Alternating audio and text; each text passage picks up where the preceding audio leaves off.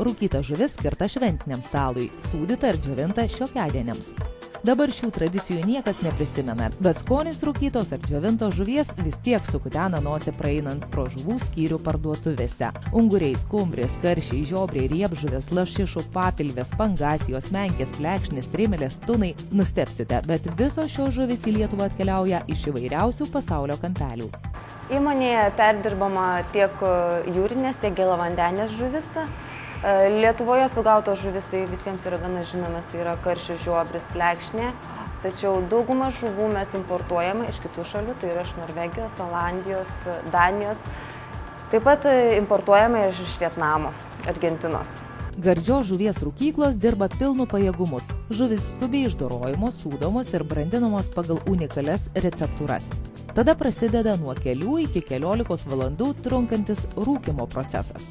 Karšto, šalto ir vytintos žuvis skiriasi savo skoninėmis savybėmis, taip pat medžiagos konsistencija visa, terminio apdorojimo laiku bei realizacijos laiku. Po viso rūkymo proceso žuvis iškeliauja į visą Lietuvą, po Lietuvos prekybos centrus ir neprarandant savo maistinių savybių, žuvis gali laikyti karšto rūkymo 7 paras, šalto rūkymo 30 parų, o vytintos netgi 60 parų. Rūkytos žuvies skonis priklauso nuo rūkymo būdo, dūmų savybių, deginamos medienos ir žinoma recepto. Paklausus, kuri žuvis yra sūriausia, tikriausiai visi pasakytų, jog ta, kurioje daugiausia druskos. O ar žinote, kad būtent dėl druskos kiekio karšto rūkymo žuvis yra sultingesnės, o šalto rūkymo galiojimo laikas ilgesnis? Taigi, karšto rūkymo žuvise mažiausiai druskos apie 1–3%, šalto rūkymo kiek sūresnės nuo 4 iki 9. Tačiau pati sūriausia žuvis yra vytinta, joje druskingumas siekia net 14%. Beje, druska yra ne baltoji mirtis, o natūralus mineralas ir ko gero pats seniausias konservantas. Vytinama yra natūraliu būdu, laikantis tam tikrų sąlygų. Ir kameros temperatūra 26 laipsniai, tačiau vytinimo procesas gali trukti netgi iki 21 paros. Ir galiojimo laikas dėl to gali būti iki 60 parų.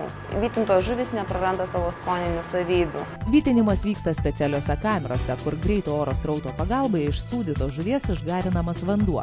Sakoma, kad vytinta žuvis yra pati natūraliausia, tačiau rūkytose žuvise vargu rasite nenatūralių priedų. Į įmonę atkeliaujanti produkcija yra tikrinama laboratorijose, o nekokybiška žuvis siunčiama atgal tiekėjui. Visos tiek iš šalto ir karšto rūkymo žuvis ir ta vytinta žuvis yra nenaudojama gamyboje jokių konservantų. Tai yra natūraliu būdu apdorotos žuvis, tai yra druska ir dūmų. Gamyboje mes naudojame buko, juodalksnio pjuvenas, kurios suteikia gaminiui tą natūralų skonį ir gerą spalvą. Visos karšto, šalto bei vytintos žuvis yra gardinamos prieskoniais, kurie neturi jokių elementų. Tai yra labai geras ekologiškas produktas. Rūkytos žuvies gamintojai savo produkciją prieš patiekdami vartotojui išragauja patys. Patikrina, ar gaminys yra kokybiškas, ar netrūksta prieskonių, o gal druskos per daug. Lietuvoje rūkytos ir džiovintos žuvys keliauja į vakarų Europą, Rusiją, todėl gamintojai privalo rūpintis ne tik skonio savybėmis, bet ir atitikti aukštus kokybės standartus.